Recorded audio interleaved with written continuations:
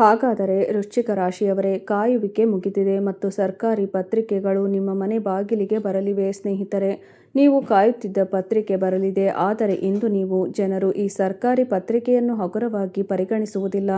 ಅರ್ಥ ಮಾಡಿಕೊಳ್ಳಿ, ಏಕೆಂದರೆ ಇವುಗಳಲ್ಲಿ ಕೆಲವು ಪ್ರಮುಖ ಮಾಹಿತಿಗಳು ಇರಬಹುದು. ಬೇರೆ ರೀತಿಯಲ್ಲಿ ಹೇಳುವುದಾದರೆ ಇದು ಒಳ್ಳೆಯ ಸುದ್ದಿಯಾಗಿರಬಹುದು ಅಥವಾ ತೊಂದರೆಯ ಸುದ್ದಿಯಾಗಿರಬಹುದು.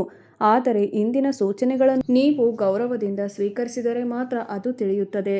ಹೌದು ಸ್ನೇಹಿತರೆ, ಮತ್ತು ಈ ವಿಡಿಯೋ ನಿಮ್ಮೊಂದಿಗೆ ಇರುವುದು ನಿಜಕ್ಕೂ ಸಂತೋಷ ತಂದಿದೆ. ಆದ್ದರಿಂದ ನನ್ನ ಪ್ರೀತಿಯ ಸ್ನೇಹಿತರೆ, ನೀವೆಲ್ಲರೂ ಒಂದೇ ಸ್ಥಳದಲ್ಲಿ ಕುಳಿತುಕೊಳ್ಳಿ, ಜಾಗರೂಕರಾಗಿರಿ ಮತ್ತು ಇಂದಿನ ಈ ವಿಡಿಯೋವನ್ನು ನೋಡಿ. ಮತ್ತು ನಿಮ್ಮ ಮುಂದೆ ಯಾರೂ ಇಲ್ಲದಿದ್ದಾಗ ಮಾತ್ರ ಈ ವಿಡಿಯೋವನ್ನು ನೋಡಿದರೆ ತುಂಬಾ ಒಳ್ಳೆಯದು. ವಿಶೇಷವಾಗಿ ಇಂದಿನ ಮಾಹಿತಿಯು ಬೇರೆಯವರ ಕಿವಿಗೆ ತಲುಪಬಾರದು, ಏಕೆಂದರೆ ಇಂದಿನ ಘಟನೆ ಸಂಪೂರ್ಣವಾಗಿ ಪೂರ್ಣವಾಗಿದೆ. ಸ್ನೇಹಿತರೆ, ಇದ್ದಕ್ಕಿದ್ದಂತೆ ಹೌದು, ನೀವು ಸರಿಯಾಗಿ ಕೇಳಿಸಿಕೊಂಡಿದ್ದೀರಿ. ಆದರೆ ನೀವು ಈ ವಿಡಿಯೋವನ್ನು ಪ್ರಾರಂಭಿಸುವ ಮೊದಲು ಕಮೆಂಟ್ ಬಾಕ್ಸ್ನಲ್ಲಿ ಜೈ ಬಜರಂಗಬಲಿ ಎಂದು ಬರೆಯಿರಿ. ಇದರಿಂದ 1 ಗಂಟೆಯೊಳಗೆ ನಿಮಗೆ 10 ಶುಭ ಸುದ್ದಿಗಳು ಬರಬಹುದು. ಸ್ನೇಹಿತರೆ, ನೀವೇನು ಭಯಪಡುವ ಅಗತ್ಯವಿಲ್ಲ. ತುಂಬಾ ವರ್ಷಗಳಿಂದ ನೀವು ಒಂದು ಸರ್ಕಾರಿ ಪತ್ರಕ್ಕಾಗಿ ಅಥವಾ ಕಾಗದಕ್ಕಾಗಿ ಕಾಯುತ್ತಿದ್ದೀರಿ.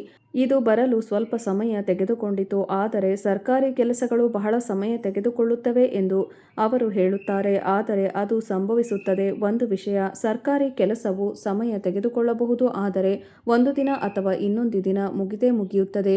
ನಿಮ್ಮ ಆಸೆ ಈಡೇರುತ್ತದೆ. ಮತ್ತು ಸ್ನೇಹಿತರೆ, ಮುಂದಿನ 3 ದಿನಗಳಲ್ಲಿ ನೀವು ಆ ಮಾಹಿತಿಯನ್ನು ಪಡೆಯಲಿದ್ದೀರಿ.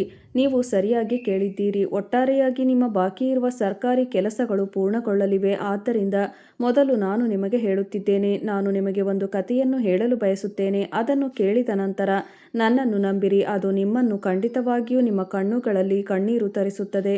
ಹಾಗಾದರೆ ಸ್ನೇಹಿತರೆ, ಆ ಕಥೆ ಏನು? ನಾನು ನಿಮಗೆ ಹೇಳುತ್ತೇನೆ, ಗಮನವಿಟ್ಟು ಕೇಳಿ. ನನ್ನ ಪ್ರೀತಿಯ ಸ್ನೇಹಿತರೆ, ನೀವು ಅಂದುಕೊಂಡ ಸರ್ಕಾರಿ ಕೆಲಸಗಳು ಅಥವಾ ಸರ್ಕಾರಿ ಉದ್ಯೋಗ, ಸರ್ಕಾರದಿಂದ ಬರುವ ಯಾವುದೇ ಪತ್ರವಾಗಲಿ ಆದಷ್ಟು ಬೇಗ ಆಗಲಿ. ನಿಮ್ಮ ಕೆಲಸಕ್ಕೆ ಶುಭವಾಗಲಿ ಎಂದು ನಾನು ಆ ದೇವರಲ್ಲಿ ಬೇಡಿಕೊಳ್ಳುತ್ತೇನೆ. ಇದು ನಿಮ್ಮೊಳಗೆ ಗಂಭೀರ ಪ್ರಶ್ನೆಗಳನ್ನು ಹುಟ್ಟುಹಾಕಬಹುದು. ನೀವು ದೀರ್ಘಕಾಲದಿಂದ ಮಾತನಾಡದ ಯಾರಾದರೂ ಇದ್ದಕ್ಕಿದ್ದಂತೆ ನಿಮ್ಮನ್ನು ಸಂಪರ್ಕಿಸುವ ಸಾಧ್ಯತೆ ಇದೆ. ಸಂಭಾಷಣೆ ಸಾಮಾನ್ಯದಿಂದ ಪ್ರಾರಂಭವಾಗಬಹುದು, ಆದರೆ ಸ್ವಲ್ಪ ಸಮಯದೊಳಗೆ ಹಳೆಯ ಗಾಯಗಳನ್ನು ಮತ್ತೆ ತೆರೆಯುವ ಏನಾದರೂ ಬರಬಹುದು. ಇನ್ನೊಬ್ಬ ವ್ಯಕ್ತಿಯು ತಮ್ಮ ಮನಸ್ಸನ್ನು ಬದಲಾಯಿಸುತ್ತಿದ್ದಾರೆ ಎಂದು ನಿಮಗೆ ಅನಿಸಿರಬಹುದು. ನಿಮಗೆ ಹಳೆಯ ಭರವಸೆ, ನೆನಪು ಬರಬಹುದು. ಈಗ ನಿರ್ಧಾರ ತೆಗೆದುಕೊಳ್ಳಬೇಕು ಎಂದು ಯಾರಾದರೂ ನಿಮಗೆ ಹೇಳಬಹುದು.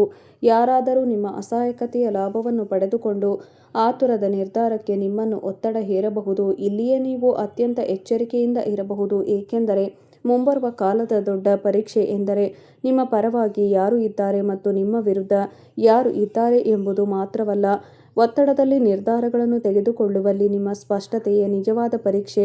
ಯಾರಾದರೂ ನಿಮ್ಮನ್ನು ಹಿಂದೆ ನಿರ್ಧಾರ ತೆಗೆದುಕೊಳ್ಳಿ, ಈಗಲೇ ಹಣ, ಆದ್ದರಿಂದ ಭಾವನೆಗಳಿಂದ ದೂರವಾಗುವುದನ್ನು ತಪ್ಪಿಸಿ. ಕೆಲವು ನಿಮಿಷಗಳ ಆತುರದಿಂದಾಗಿ ನಿಜವಾಗಿಯೂ ನಿಮ್ಮದೇ ಆದದ್ದು ಶಾಶ್ವತವಾಗಿ ಕಳೆದು ಹೋಗುವುದು ಅನಿವಾರ್ಯವಲ್ಲ. ಹಾಗಾಗಿ ನಿಮ್ಮನ್ನು ಆತುರಪಡಿಸಲು ಪ್ರಯತ್ನಿಸುತ್ತಿರುವ ವ್ಯಕ್ತಿಯು ನಿಮ್ಮ ಭಯವನ್ನು ತಮ್ಮ ಸ್ವಂತ ಲಾಭಕ್ಕಾಗಿ ಬಳಸಿಕೊಳ್ಳುತ್ತಿದ್ದಾರೆ. ಹಣದ ವಿಷಯಕ್ಕೆ ಬಂದಾಗ ಮುಂದಿನ 72 ಗಂಟೆಗಳು ಸಹ ನಿರ್ಣಾಯಕವಾಗಿ ಕಂಡುಬರುತ್ತವೆ. ಬಾಕಿ ಇರುವ ಪಾವತಿಗಳು, ಹಳೆಯ ಸಾಲಗಳು, ವ್ಯವಹಾರ ಒಪ್ಪಂದಗಳು, ಹೂಡಿಕೆಗಳು ಅಥವಾ ಪ್ರಮುಖ ಖರೀದಿಗಳ ಬಗ್ಗೆ ಮಾತುಕತೆಗಳು ಉದ್ಭವಿಸಬಹುದು. ಕೆಲವು ಜನರು ಅನಿರೀಕ್ಷಿತ ವೆಚ್ಚಗಳನ್ನು ಎದುರಿಸಬಹುದು. ಮನೆಯಲ್ಲಿ ಸ್ಥಗಿತ, ಅನಿರೀಕ್ಷಿತ ಪ್ರವಾಸ, ಕುಟುಂಬ ಸದಸ್ಯರ ಅಗತ್ಯ ದಾಖಲೆಗಳಿಗೆ ಸಂಬಂಧಿಸಿದ ವೆಚ್ಚಗಳು ಅಥವಾ ಹಳೆಯ ಪಾವತಿಯ ಹೊರಹೊಮ್ಮುವಿಕೆ ಅವರ ಬಜೆಟ್ ಅನ್ನು ಅಡ್ಡಿಪಡಿಸಬಹುದು. ನೀವು ಇಲ್ಲಿ ಅರ್ಥ ಮಾಡಿಕೊಳ್ಳಬೇಕಾದ ಒಂದು ವಿಷಯವೇನೆಂದರೆ, ಹಣವು ಕೇವಲ ಗಳಿಕೆಯ ಬಗ್ಗೆ ಅಲ್ಲ. ಸ್ನೇಹಿತರೆ, ನಿಮ್ಮ ಜೀವನದಲ್ಲಿ ಎಂತಹದೇ ಸಮಸ್ಯೆಗಳಿದ್ದರೂ ಸ್ಕ್ರೀನ್ನ ಮೇಲೆ ಕಾಣುತ್ತಿರುವ ಗುರೂಜಿ ಅವರಿಗೆ ಕರೆ ಮಾಡಿ ನಿಮ್ಮ ಸಮಸ್ಯೆಗಳನ್ನು ಬಗೆಹರಿಸಿಕೊಳ್ಳಬಹುದು. ಗುರೂಜಿಯವರು ವಿದ್ಯೆ, ಉದ್ಯೋಗ, ಗಂಡ ಹೆಂಡತಿ ಕಲಹ, ಮದುವೆ ವಿಳಂಬ, ಸಂತಾನ ಸಮಸ್ಯೆ, ಕೋರ್ಟ್ ಕಚೇರಿ, ಇನ್ನು ನಿಮ್ಮ ಸಮಸ್ಯೆ ಏನೇ ಇರಲಿ 3 ದಿನದಲ್ಲಿ ಪರಿಹಾರ ಮಾಡಿಕೊಡುತ್ತಾರೆ. ಕಷ್ಟದ ಸಮಯಗಳಿಗಾಗಿ ಅದನ್ನು ಉಳಿಸುವುದು ಅಷ್ಟೇ ಮುಖ್ಯ. ನೀವು ಯಾರಿಗಾದರೂ ದೊಡ್ಡ ಮೊತ್ತದ ಹಣವನ್ನು ಸಾಲವಾಗಿ ನೀಡಲು ಪರಿಗಣಿಸುತ್ತಿದ್ದರೆ ಭಾವನಾತ್ಮಕ ಒತ್ತಡದಲ್ಲಿ ನಿರ್ಧಾರ ತೆಗೆದುಕೊಳ್ಳಬೇಡಿ. ವ್ಯಕ್ತಿಯು ಎಷ್ಟೇ ಆಪ್ತರಾಗಿದ್ದರೂ ಹಣವನ್ನು ಯಾವಾಗಲೂ ಮತ್ತು ಹೇಗೆ ಹಿಂತಿರುಗಿಸಲಾಗುತ್ತದೆ ಎಂಬುದನ್ನು ಸ್ಪಷ್ಟವಾಗಿ ವ್ಯಾಖ್ಯಾನಿಸಿ. ಇದು ವ್ಯವಹಾರ ಒಪ್ಪಂದವಾಗಿದ್ದರೆ ಸಿಹಿ ಮಾತಿನ ಮೇಲೆ ಮಾತ್ರ ಅವಲಂಬಿಸಬೇಡಿ. ದಾಖಲೆಗಳನ್ನು ಪರಿಶೀಲಿಸಿ, ನಿಯಮಗಳನ್ನು ಓದಿ ಮತ್ತು ಅಗತ್ಯವಿದ್ದರೆ ಬುದ್ಧಿವಂತ ವ್ಯಕ್ತಿಯಿಂದ ಸಲಹೆ ಪಡೆಯಿರಿ. ಏಕೆಂದರೆ ಕೆಲವರಿಗೆ ಆದರೆ ಇದರ ಅರ್ಥ ಕೇವಲ ಹಣ ಕಳೆದುಕೊಳ್ಳುವುದಲ್ಲ. ಕೆಲವೊಮ್ಮೆ ಉತ್ತಮ ಅವಕಾಶವು ನಿರ್ಧಾರ ತೆಗೆದುಕೊಳ್ಳುವ ಕೊರತೆಯಿಂದಾಗಿ ಕೈತಪ್ಪಿ ಹೋಗುತ್ತದೆ. ಕೆಲವರು ಜನರಿಗೆ ತಮ್ಮ ವೃತ್ತಿ ಜೀವನದಲ್ಲಿ ಅಂತಹ ಅವಕಾಶ ಸಿಗಬಹುದು. ಹೊಸ ಜವಾಬ್ದಾರಿ, ಉದ್ಯೋಗ ಬದಲಾಯಿಸುವ ಅವಕಾಶ, ಹಳೆಯ ಕಚೇರಿಯಿಂದ ಕರೆ, ಹೊಸ ಕ್ಲೈಂಟ್, ಹೊಸ ಯೋಜನೆ ಅಥವಾ ಹೊಸ ಭರವಸೆ, ನೀವು ಕಳೆದುಕೊಂಡಿದ್ದ ಸ್ಥಳದಿಂದ ಆಫರ್. ಮೊದಲ ನೋಟದಲ್ಲಿ ಈ ಅವಕಾಶ ಆಕರ್ಷಕವಾಗಿ ಕಾಣಿಸಬಹುದು, ಆದರೆ ಇದು ನಿಮ್ಮನ್ನು ಮರುಪರಿಶೀಲಿಸುವಂತೆ ಒತ್ತಾಯಿಸುವ ಕೆಲವು ಪರಿಸ್ಥಿತಿಗಳೊಂದಿಗೆ ಬರಬಹುದು. ನೀವು ಸ್ಥಳಾಂತರಗೊಳ್ಳಬೇಕಾಗಬಹುದು, ನೀವು ಮನೆಯಿಂದ ದೂರ ಹೋಗಬೇಕಾಗಬಹುದು. ಸಂಬಳ ಉತ್ತಮವಾಗಿರಬಹುದು, ಆದರೆ ಜವಾಬ್ದಾರಿ ಹೆಚ್ಚಿರಬಹುದು. ನಿಮಗೆ ಹೊಸ ವ್ಯವಹಾರವನ್ನು ಪ್ರಾರಂಭಿಸಲು ಅವಕಾಶವಿರಬಹುದು, ಆದರೆ ಇದು ಅಪಾಯಗಳನ್ನು ಸಹ ಹೊಂದಿದೆ. ಇದು ನಿಮ್ಮ ಮಾಡು ಇಲ್ಲವೇ ಮಡಿ ನಿರ್ಧಾರವಾಗಿರುತ್ತದೆ. ನೀವು ತೋರಿಕೆಯಲ್ಲಿ ಸುರಕ್ಷಿತವೆಂದು ತೋರುವ ಹಳೆಯ ಸ್ಥಾನವನ್ನು ಹಿಡಿದಿಟ್ಟುಕೊಳ್ಳಬೇಕೇ ಅಥವಾ ನಿಯಂತ್ರಿತ ಅಪಾಯಗಳನ್ನು ತೆಗೆದುಕೊಳ್ಳುವ ಮೂಲಕ ಮುಂದುವರಿಯಬೇಕೇ ಎಂದು ನೀವು ನಿರ್ಧರಿಸಬೇಕು. ಆದರೆ ನೆನಪಿಡಿ, ಪ್ರಸ್ತುತ ಪರಿಸ್ಥಿತಿ ಕಷ್ಟಕರವಾಗಿದೆ ಎಂಬ ಕಾರಣಕ್ಕಾಗಿ ಬಿಟ್ಟುಕೊಡಬೇಡಿ. ಪ್ರತಿಯೊಂದು ಕಠಿಣ ಪರಿಸ್ಥಿತಿಯೂ ತಪ್ಪಲ್ಲ ಮತ್ತು ಪ್ರತಿಯೊಂದು ಸುಲಭ ಮಾರ್ಗವೂ ಸರಿಯಾಗಿಲ್ಲ. ಕೆಲಸ ಮಾಡುವವರಿಗೆ ಉನ್ನತ ಅಧಿಕಾರಿ, ಸಹೋದ್ಯೋಗಿ ಅಥವಾ ತಂಡದ ಸದಸ್ಯರೊಂದಿಗೆ ತಪ್ಪು ತಿಳುವಳಿಕೆ ಉಂಟಾಗಬಹುದು. ನೀವು ಹೇಳುವ ಏನನ್ನಾದರೂ ತಪ್ಪಾಗಿ ಅರ್ಥೈಸಿಕೊಳ್ಳಬಹುದು. ಯಾರಾದರೂ ತಪ್ಪುಗಳನ್ನು ನಿಮ್ಮ ಮೇಲೆ ಹೊರಿಸಲು ಪ್ರಯತ್ನಿಸಬಹುದು ಮತ್ತು ಅಂತಹ ಸಮಯದಲ್ಲಿ ಕೋಪಕ್ಕಿಂತ ಪುರಾವೆ ಹೆಚ್ಚು ಉಪಯುಕ್ತವಾಗಿರುತ್ತದೆ. ಕೆಲಸಕ್ಕೆ ಸಂಬಂಧಿಸಿದ ಒಂದು ಪ್ರಮುಖ ಸಂಭಾಷಣೆ ನಡೆದಿದ್ದರೆ ಸಂದೇಶಗಳು, ಇಮೇಲ್ಗಳು, ದಾಖಲೆಗಳನ್ನು ಸಂರಕ್ಷಿಸಿ. ಕೇವಲ ಬಾಯಿ ಮಾತಿನ ಮೇಲೆ ಅವಲಂಬಿತರಾಗಬೇಡಿ. ಇತರರನ್ನು ಮೆಚ್ಚಿಸಲು ನಿಮ್ಮದಲ್ಲದ ಜವಾಬ್ದಾರಿಗಳನ್ನು ತೆಗೆದುಕೊಳ್ಳಬೇಡಿ. ಉದ್ಯಮಿಗಳು ಕ್ಲೈಂಟ್ ಅಥವಾ ಪಾಲುದಾರರೊಂದಿಗೆ ಪ್ರಮುಖ ನಿರ್ಧಾರವನ್ನು ಎದುರಿಸಬೇಕಾಗುತ್ತದೆ. ಯಾರಾದರೂ ಪಾವತಿಗಳನ್ನು ತಡೆಹಿಡಿಯಲು ಅಥವಾ ಹೊಸ ನಿಯಮಗಳನ್ನು ಹೊಂದಿಸಲು ಬಯಸಬಹುದು.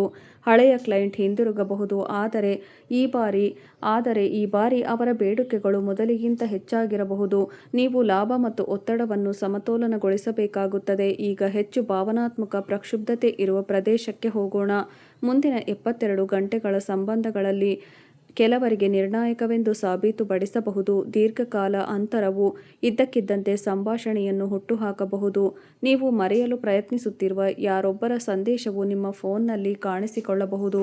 ಅವರ ಹೆಸರನ್ನು ನೋಡುವುದರಿಂದ ನೀವು ನಿಗ್ರಹಿಸಲು ತುಂಬಾ ಶ್ರಮಿಸಿದ ಎಲ್ಲ ಹಳೆಯ ನೆನಪುಗಳು ಮತ್ತೆ ಹುಟ್ಟಿಕೊಳ್ಳಬಹುದು. ಆದರೆ ಪ್ರಶ್ನೆ ಹೀಗಿರುತ್ತದೆ: ಅವರು ಏಕೆ ಹಿಂತಿರುಗಿದ್ದಾರೆ?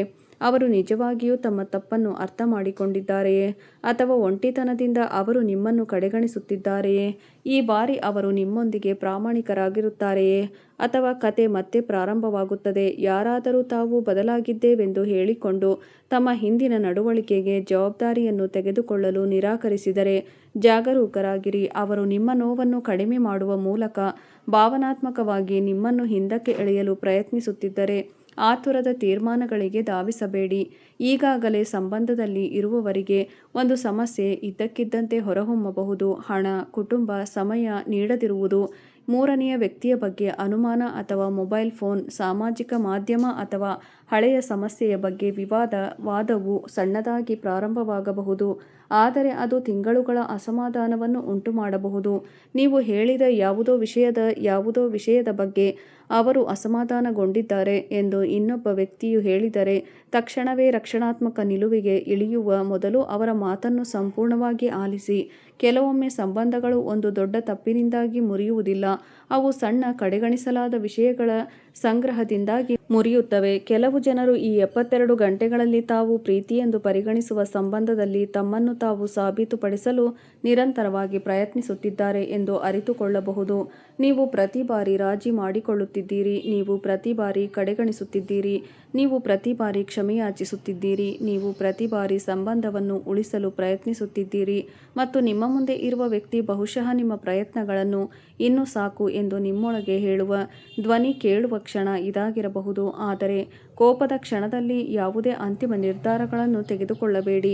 ಸಂಬಂಧವು ನಿಜವಾಗಿಯೂ ಕೊನೆಗೊಳ್ಳುವ ಹಂತದಲ್ಲಿದ್ದರೆ ಶಾಂತವಾಗಿ ನಿರ್ಧಾರ ತೆಗೆದುಕೊಳ್ಳಿ, ಏಕೆಂದರೆ ಕೋಪದಲ್ಲಿ ಮಾತನಾಡುವ ಒಂದೇ ಒಂದು ವಾಕ್ಯವು ಕೆಲವೊಮ್ಮೆ ವರ್ಷಗಳ ಅಂತರವನ್ನು ಸೃಷ್ಟಿಸಬಹುದು. ಕುಟುಂಬದೊಳಗೆ ಹಳೆಯ ಸಮಸ್ಯೆಗಳು ಸಹ ಹೊರಹೊಮ್ಮಬಹುದು. ಕುಟುಂಬದ ಹಿರಿಯರು ಹೇಳುವ ವಿಷಯದಿಂದ ನೀವು ಮನನೊಂದಿರಬಹುದು. ಜವಾಬ್ದಾರಿಗಳು ಅಥವಾ ಆಸ್ತಿಯ ಬಗ್ಗೆ ಒಡ ಹುಟ್ಟಿದವರೊಂದಿಗೆ ಚರ್ಚೆಗಳು ಉದ್ಭವಿಸಬಹುದು. ಸಂಬಂಧಿಯೊಬ್ಬರು ನೀವು ಹಿಂದೆ ಹೇಳಿದ್ದನ್ನೇ ನೆನಪಿಸಬಹುದು. ಒಳಗೆ ಒಂದು ಶಕ್ತಿ ಇದೆ. ಕೆಲವು ಮನೆಗಳಲ್ಲಿ ಆರ್ಥಿಕ ವಿಭಜನೆ, ಭೂಮಿ, ಮನೆ, ದಾಖಲೆಗಳು, ಷೇರುಗಳು ಅಥವಾ ಯಾವುದೇ ಕುಟುಂಬದ ನಿರ್ಧಾರದ ಬಗ್ಗೆ ಭಿನ್ನಾಭಿಪ್ರಾಯಗಳು ಉದ್ಭವಿಸಬಹುದು. ಅಂತಹ ಪರಿಸ್ಥಿತಿ ಉದ್ಭವಿಸಿದರೆ ಮೂರನೆಯ ವ್ಯಕ್ತಿಯ ಸಮ್ಮುಖದಲ್ಲಿ ಸಂಭಾಷಣೆ ನಡೆಸಲು ಪ್ರಯತ್ನಿಸಿ ಮತ್ತು ಒಪ್ಪಿಕೊಂಡಿರುವ ಸ್ಪಷ್ಟವಾಗಿರಿ. ಮತ್ತು ಭಾವನಾತ್ಮಕ ಸಂಪರ್ಕಗಳು ಮುಖ್ಯ, ಆದರೆ ಆಸ್ತಿ ಮತ್ತು ಹಣಕ್ಕೆ ಸಂಬಂಧಿಸಿದ ತಪ್ಪು ಗ್ರಹಿಕೆಗಳು ಉತ್ತಮ ಸಂಬಂಧಗಳನ್ನು ಸಹ ಹಾಳು ಮಾಡಬಹುದು. ಈ ಸಮಯವು ಮನೆಯ ಮಹಿಳೆಯರಿಗೆ ಗುಪ್ತ ಆಯಾಸವನ್ನು ಸಹ ತರಬಹುದು. ಮನೆ, ಮಕ್ಕಳು, ಕುಟುಂಬ ಮತ್ತು ಇತರ ಅಗತ್ಯಗಳನ್ನು ನಿರಂತರವಾಗಿ ಪೂರೈಸುವುದರಿಂದ ನೀವು ನಿಮಗಾಗಿ ಸಮಯಕ್ಕೆ ಸರಿಯಾಗಿ ಸಿಗದಿರಬಹುದು. ಮುಂದಿನ 3 ದಿನಗಳಲ್ಲಿ ನೀವು ಇದ್ದಕ್ಕಿದ್ದಂತೆ ಒಂದು ಸಣ್ಣ ವಿಷಯಕ್ಕೆ ತುಂಬಾ ಭಾವುಕರಾಗಬಹುದು.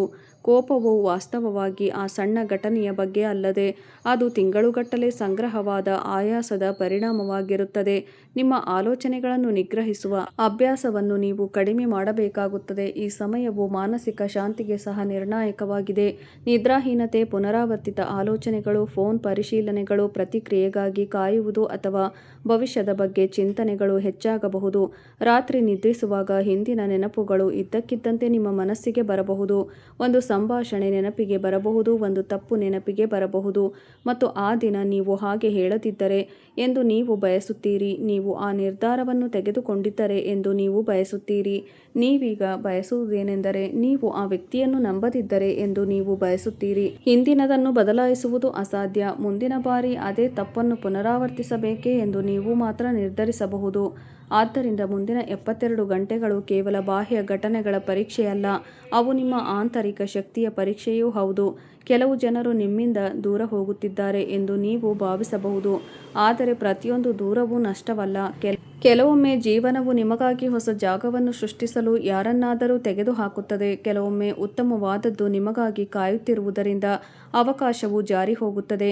ಕೆಲವೊಮ್ಮೆ ಸಂಬಂಧವು ನಿಮ್ಮನ್ನು ಮುಂದೆ ಸಾಗಲು ಬಿಡುತ್ತಿಲ್ಲ ಎಂಬ ಕಾರಣದಿಂದಾಗಿ ಮುರಿದು ಬೀಳುತ್ತದೆ ಮತ್ತು ಕೆಲವೊಮ್ಮೆ ನೀವು ಅದಕ್ಕಾಗಿಯೇ ಮುಂದಿನ 3 ದಿನಗಳಲ್ಲಿ ಏನಾದರೂ ನಿಮ್ಮ ನಿಯಂತ್ರಣ ತಪ್ಪಿದಂತೆ ತೋರಿದರೆ ಅದು ಮುಗಿದಿದೆ ಎಂದು ತಕ್ಷಣ ಭಾವಿಸಬೇಡಿ.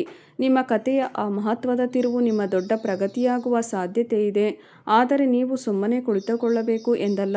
ಅದು ನಿಮ್ಮ ತಪ್ಪಾಗಿದ್ದರೆ ಅದನ್ನು ಒಪ್ಪಿಕೊಳ್ಳಿ. ನೀವು ಕ್ಷಮೆ ಯಾಚಿಸಬೇಕಾದರೆ ನಿಮ್ಮ ಅಹಂಕಾರವನ್ನು ಬಿಟ್ಟುಬಿಡಿ. ನಿಮಗೆ ಸ್ಪಷ್ಟ ಉತ್ತರ ಬೇಕಾದರೆ ಪೊದೆಯ ಸುತ್ತಲೂ ಹೊಡೆಯಬೇಡಿ. ನಿಮಗೆ ಮರುಪಾವತಿ ಬೇಕಾದರೂ ಸಮಯವನ್ನು ನಿಗದಿಪಡಿಸಿ. ನೀವು ಕೆಲಸಕ್ಕೆ ಅರ್ಜಿ ಸಲ್ಲಿಸಬೇಕಾದರೆ ಅರ್ಜಿಯನ್ನು ಕಳುಹಿಸಿ. ನೀವು ಹಳೆಯ ಕೆಲಸವನ್ನು ಪೂರ್ಣಗೊಳಿಸಬೇಕಾದರೆ ಮುಂದೂಡುವುದನ್ನು ನಿಲ್ಲಿಸಿ. ಏಕೆಂದರೆ ಈ ಸಮಯ ದೊಡ್ಡ ಎಚ್ಚರಿಕೆ ಎಂದರೆ ವಿಳಂಬಗಳು ವಿರುದ್ಧ ಪರಿಣಾಮಗಳು ಬೀರಬಹುದು. ಇನ್ನೊಂದು ವಿಷಯವನ್ನು ಎಚ್ಚರಿಕೆಯಿಂದ ಆಲಿಸಿ. ಈ 72 ಗಂಟೆಗಳ ಅವಧಿಯಲ್ಲಿ ನಿಮ್ಮ ದೊಡ್ಡ ದೌರ್ಬಲ್ಯವು ನಿಮ್ಮ ಭ್ರಮೆಗಳಾಗಿರಬಹುದು. ನೀವು ಒಬ್ಬ ವ್ಯಕ್ತಿಯನ್ನು ಅವರ ನಿಜವಾದ ನಡವಳಿಕೆಯಿಂದಲ್ಲ, ಆದರೆ ನೀವು ಅವರು ಏನಾಗಬೇಕೆಂದು ಬಯಸುತ್ತೀರಿ ಎಂಬುದರ ಮೂಲಕ ನಿರ್ಣಯಿಸುತ್ತೀರಿ. ಅವರು ಪ್ರಾಮಾಣಿಕರಾಗಿರಬೇಕು ಎಂದು ನೀವು ಬಯಸುತ್ತೀರಿ, ಆದ್ದರಿಂದ ನೀವು ಅವರ ಸುಳ್ಳುಗಳನ್ನು ಸಹ ಕಾರಣಗಳೊಂದಿಗೆ ಸಮರ್ಥಿಸಿಕೊಳ್ಳುತ್ತೀರಿ. ಸಂಬಂಧವು ಉಳಿಯಬೇಕೆಂದು ನೀವು ಬಯಸುತ್ತೀರಿ, ಆದ್ದರಿಂದ ನೀವು ಪ್ರತಿ ಎಚ್ಚರಿಕೆಯನ್ನು ನಿರ್ಲಕ್ಷಿಸುತ್ತೀರಿ. ನೀವು ವ್ಯವಹಾರ ಒಪ್ಪಂದವನ್ನು ಪೂರ್ಣಗೊಳಿಸಲು ಬಯಸುತ್ತೀರಿ, ಆದ್ದರಿಂದ ನೀವು ಅಪಾಯವನ್ನು ಕಡಿಮೆ ಅಂದಾಜು ಮಾಡುತ್ತೀರಿ. ನೀವು ನಿಮ್ಮ ಹಣವನ್ನು ಬೇಗನೆ ಬೆಳೆಸಲು ಬಯಸುತ್ತೀರಿ, ಆದರೆ ವಿಷಯಗಳನ್ನು ಇರುವಂತೆಯೇ ನೋಡಬೇಕು. ಈ ಸಮಯದಲ್ಲಿ ಮೊದಲಿಗೆ ನಿಮ್ಮನ್ನು ಆಘಾತಗೊಳಿಸಬಹುದಾದ ಸತ್ಯ ಬೆಳಕಿಗೆ ಬರಬಹುದು, ಆದರೆ ನಂತರ ಅದನ್ನು ತಿಳಿದುಕೊಳ್ಳುವುದು ಅಗತ್ಯವಾಗಿತ್ತು ಎಂದು ನೀವು ಅರಿತುಕೊಳ್ಳುತ್ತೀರಿ. ಯಾರಾದರೂ ನಿಮಗೆ ಮೂರನೆಯ ವ್ಯಕ್ತಿಯ ಬಗ್ಗೆ ಮಾಹಿತಿಯನ್ನು ನೀಡಬಹುದು. ಗುಪ್ತ ಸಂಭಾಷಣೆ ಬೆಳಕಿಗೆ ಬರಬಹುದು. ಹಳೆಯ ದಾಖಲೆ ಪತ್ತೆಯಾಗಬಹುದು. ಯಾರೊಬ್ಬರ ನಿಜವಾದ ಉದ್ದೇಶಗಳು ಸ್ಪಷ್ಟವಾಗಬಹುದು ಅಥವಾ ಯಾವುದೇ ಪ್ರಮುಖ ಬಹಿರಂಗಪಡಿಸುವಿಕೆ ಇಲ್ಲದೆ ಯಾರೊಬ್ಬರ ನಡವಳಿಕೆಯ ಒಂದು ಸಣ್ಣ ಕ್ರಿಯೆಯು ನಿಮಗೆ ಎಲ್ಲವನ್ನೂ ವಿವರಿಸುತ್ತದೆ. ಕೆಲವೊಮ್ಮೆ ಸತ್ಯವು ಪದಗಳಲ್ಲಿ ವ್ಯಕ್ತವಾಗುವುದಿಲ್ಲ, ಸತ್ಯವು ಕ್ರಿಯೆಗಳಲ್ಲಿ ಬಹಿರಂಗಗೊಳ್ಳುತ್ತದೆ. ಸಂತೋಷದಲ್ಲಿ ನಿಮ್ಮೊಂದಿಗಿದ್ದು ಕಷ್ಟದ ಸಮಯದಲ್ಲಿ ಕಣ್ಮರೆಯಾಗುವ ವ್ಯಕ್ತಿ ಈಗಾಗಲೇ ನಿಮಗೆ ತಮ್ಮ ಉತ್ತರವನ್ನು ನೀಡಿದ್ದಾನೆ. ಯಾವಾಗಲೂ ನಿಮ್ಮ ಸಹಾಯವನ್ನು ಕೇಳುವ, ಆದರೆ ನಿಮಗೆ ಅಗತ್ಯವಿರುವಾಗ